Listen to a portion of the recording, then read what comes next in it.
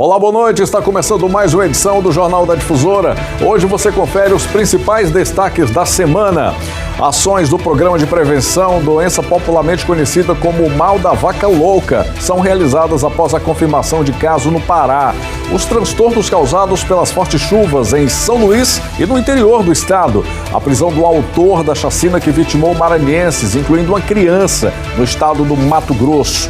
Direito e cidadania viram disciplina escolar para estudantes em projeto realizado pela OAB Maranhão. Esses e outros destaques da semana agora no Jornal da Difusora.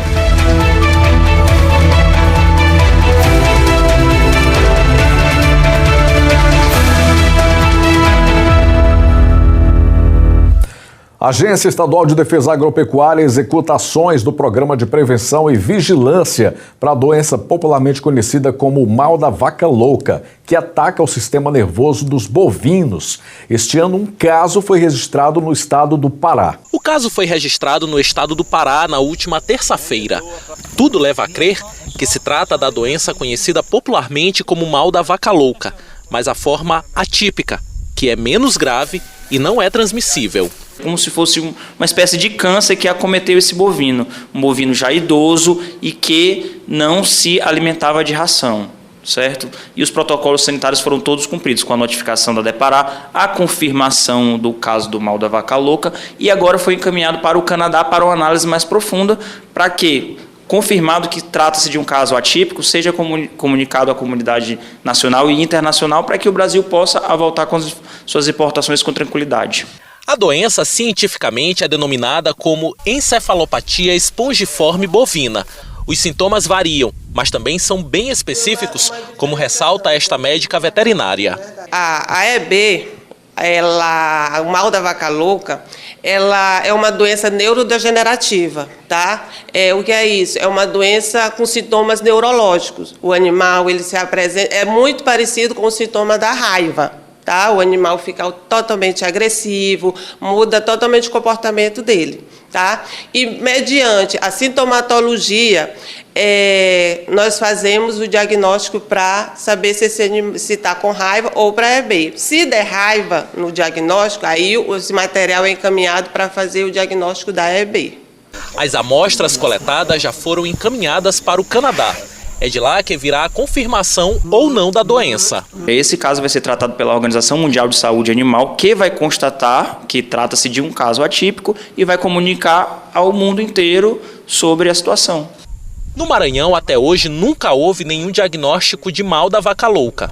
Para garantir a segurança e saúde do rebanho no estado, a AGED tem realizado constantemente fiscalizações, focando também no trabalho de conscientização junto aos criadores. As ações da AGED para impedir que essa doença adentre o estado, nós fazemos a fiscalização das propriedades de risco para EB. Existem 6 fatores, que no caso essas propriedades elas são classificadas, sim ou não, como de risco para EB, e nós trabalhamos em cima da alimentação daqueles animais para que, fazendo uma fiscalização, se existe algum suspeito de subproduto de origem animal, por exemplo, uma cama de frango, que é altamente visível no coxo do animal, já é um indicativo que tem produto lá proibido para aquele animal. Então, já nós fazemos tanto a nível de propriedade, de risco para EB e nos matadouros também. Nesta semana, as fortes chuvas castigaram a região metropolitana da capital.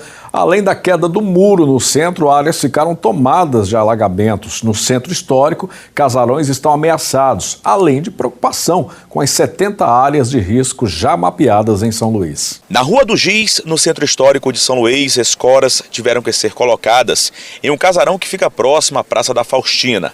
As paredes estão perdendo a pintura e o mato toma conta de boa parte do imóvel. Nas proximidades da Fonte das Pedras, na região do Mercado Central, casas também perderam parte do telhado por conta das fortes chuvas que têm atingido São Luís.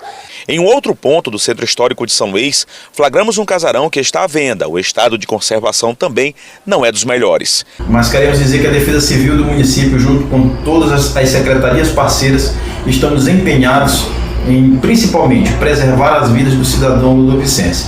Segundo o relatório mais recente divulgado pela Defesa Civil Estadual, há pelo menos 70 áreas de risco somente na grande ilha de São Luís, que compreende, além da capital maranhense, os municípios também de São Jardim de Ribamar, Pasto Lumiar e Raposa. O Instituto Nacional de Meteorologia emitiu o alerta laranja de chuvas intensas para o Maranhão, com validade até às 10 horas desta sexta-feira. Foi decretada situação de emergência em toda a grande ilha de São Luís. E os raios passam a ser um problema mais iminente, né? Lembrando que ano passado nós tivemos já problemas com raios, mas uma época que está fora do que normalmente acontece. Não, mas os raios geralmente acontecem no período chuvoso mesmo, que é a época correta de acontecer, né? E agora nós já, inclusive, tivemos casos, né, de incidência de raios e a época certa para ocorrer. No próximo bloco, a gente fala da chacina que vitimou 3 maranhenses que estavam num bar na cidade de Sinop, no Mato Grosso. Nesta semana, a polícia do Mato Grosso prendeu um dos autores da chacina que vitimou 3 maranhenses dentro de um bar em Sinop. Edgar Ricardo de Oliveira, de 30 anos, aparece em imagens registradas por câmeras de segurança atirando com uma espingarda. Pai e filha estão entre as vítimas, enquanto o dono do bar era natural de Bacabal. O outro atirador morreu num confronto com a polícia. Atenção na terra e no céu. O Batalhão de Operações Especiais de Cuiabá foi até Sinop, a 480 quilômetros de distância, para ajudar nas buscas pelos 2 suspeitos que aparecem nessas imagens, atirando contra várias pessoas em um bar. 7 morreram. Os disparos foram feitos depois que a dupla perdeu R$4 mil em apostas num jogo de sinuca. Os 2 teriam ficado ofendidos por terem sido zombados após a derrota. O governo de Mato Grosso criou uma força-tarefa para prender os suspeitos. Edgar Ricardo de Oliveira, de 30 anos, e Ezequias Souza Ribeiro, de 27 anos, têm antecedentes criminais. Ambos têm passagem, né? O Edgar tem passagem por crimes de violência doméstica, já o Ezequias tem mais passagem, tendo inclusive um mandado de prisão civil aberto. Entre os mortos está uma adolescente de 12 anos. 2 pessoas conseguiram fugir durante os disparos. A Federação de Tiro de Mato Grosso emitiu uma nota informando que um dos assassinos possui o certificado de registro do Exército Brasileiro. A caminhonete e a espingarda usadas no crime já foram localizadas pela polícia. Um dos suspeitos foi encontrado no fim da tarde desta quarta-feira. Ezequias Souza morreu em confronto com a polícia. E nesta semana, imagens de uma confusão na presença de policiais militares foram divulgadas nas redes sociais. O caso foi registrado em Governador Newton Belo. As imagens acompanharam a denúncia de uma mulher que relatou ter sido agredida por um PM. A polícia havia sido chamada para conter a confusão generalizada. Na denúncia, a mulher diz que os policiais jogaram spray de pimenta nos envolvidos de forma indevida, atingindo-os nos olhos. O homem que gravou os vídeos também teria sido agredido e, em nota, a Polícia Militar do Maranhão informou que na madrugada de terça-feira, em Governador Newton Belo, uma guarnição policial do 29º BPM foi acionada para atender a uma ocorrência de briga generalizada. Na abordagem, a guarnição fez o uso da força e de equipamentos de menor potencial ofensivo, que seria o spray de pimenta, né? Pela imparcialidade e pela transparência, a Polícia Militar do Maranhão, por meio do comando do 29º, instaurou processo administrativo para apurar o fato e o policial envolvido na ocorrência foi afastado das atividades. A Polícia Militar ressalta que não compactua ou legitima condutas cujas ações não coadunam com os princípios profissionais e éticos que orientam as atividades da corporação, além de seu compromisso com a segurança da sociedade maranhense. Olha, nesta semana, a Defesa Civil de Pedreiras emitiu alerta de inundação causada pelos temporais que vêm atingindo a região. Foi realizada a reunião entre Coordenação de Defesa Civil Municipal, representante do Corpo de Bombeiros e secretários, onde foi ativado o plano de contingência decorrente do aumento do nível do Rio Mearim, que já deixou famílias desabrigadas. Ontem, por volta das 19 horas, o Rio Mearim, aqui na cidade de Pedreiras, atingiu a cota de alerta, né?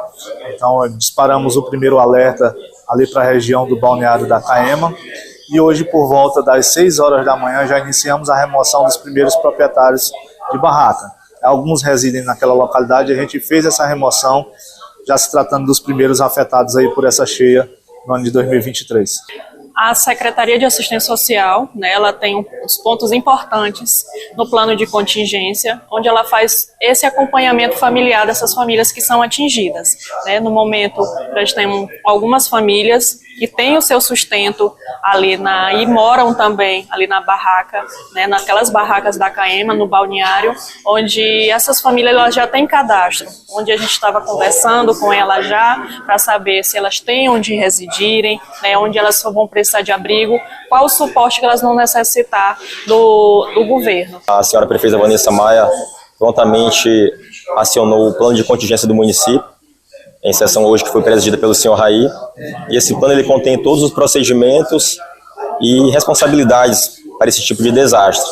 Então, a partir de agora, o Corpo de Bombeiros, bem como todos os órgãos que estão listados no plano, irá intensificar suas ações de assistência nas áreas atingidas, com o objetivo principal de salvaguardar a vida, o patrimônio das famílias atingidas e também preservar o meio ambiente. Em Imperatriz, Direito e Cidadania viram disciplina escolar para estudantes em projeto realizado pela Ordem dos Advogados do Brasil, Seccional Maranhão. Na hora do intervalo, entre os vários assuntos, as rodinhas de conversa dos alunos já podem incluir o debate sobre a nova disciplina. Por que não? Afinal, direito e deveres cabem em todo lugar. Na sala de aula, hoje, o tema da disciplina Direito e Cidadania foi conceitos básicos para os nossos alunos de como funciona o Estado brasileiro, como funciona a nossa Constituição, por que ela foi criada, qual a sua importância e quais as suas características. Por enquanto, somente 3 escolas e da rede particular em Imperatriz estão participando do projeto apresentado pela OAB. Nessa escola, visitada por nossa equipe, o conhecimento é transmitido para cerca de 700 alunos. E essa disciplina casou-se bem com a nossa proposta pedagógica, exatamente por trazer temas relevantes ligados à compreensão daquilo que o aluno necessita, já que compreende tanto os seus direitos como também deveres. E temas que são altamente aplicáveis ao nosso contexto educacional e também cobrados em conteúdos de Enem. Entre os estudantes, a ideia foi aprovada.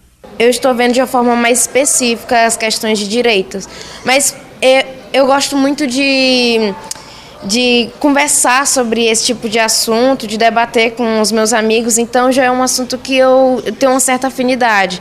Mas agora sim eu tenho uma forma mais clara de ver sobre o direito. Que ele fala muito sobre moral, que a gente tem tanto na cidadania quanto no governo, né? Que a gente estudou sobre isso. E aí também a gente estudou sobre o direito, que a gente tem os direitos fundamentais, né? A nossa escola foi baseada mais nisso, nesse jogo chamado The Last of Us, que virou série também, que é muito bom. Gustavo diz que a nova disciplina pode até ajudá-lo a escolher a profissão. É muito importante, principalmente para discernir. Por exemplo, eu ainda estou decidindo, mas eu posso acabar indo, depois dessas aulas de direito, indo mais para o lado do direito mesmo. Eu acho muito importante ter essas aulas de direito na escola. Daqui a pouco a gente mostra um pouco do São Luís Gospel, evento realizado pela Prefeitura da capital, na Praça Maria Aragão.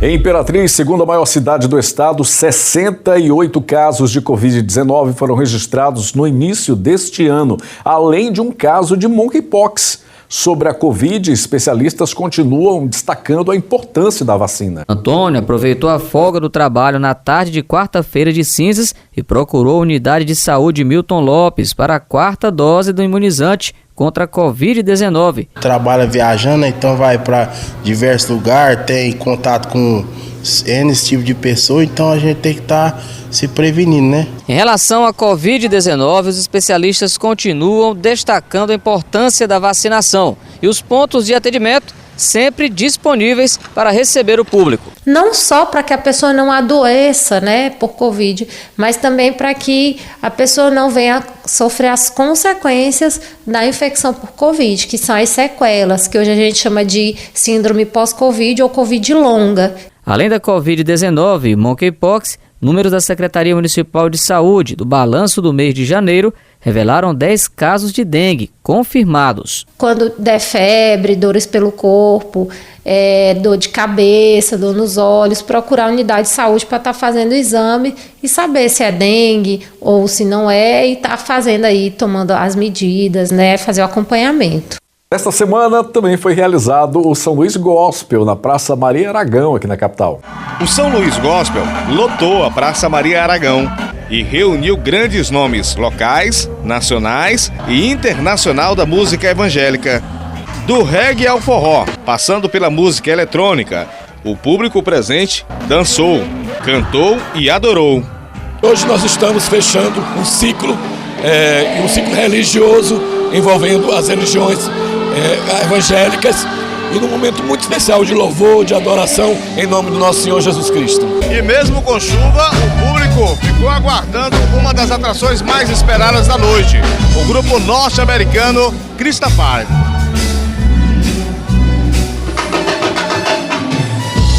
A banda internacional Christafari é considerada a melhor do mundo no segmento de reggae cristão e estava há 2 anos sem vir ao Brasil. O Jornal da Difusora fica por aqui. Muito obrigado pelo seu carinho, pela sua audiência, pela sua companhia. Uma ótima noite, excelente fim de semana para você.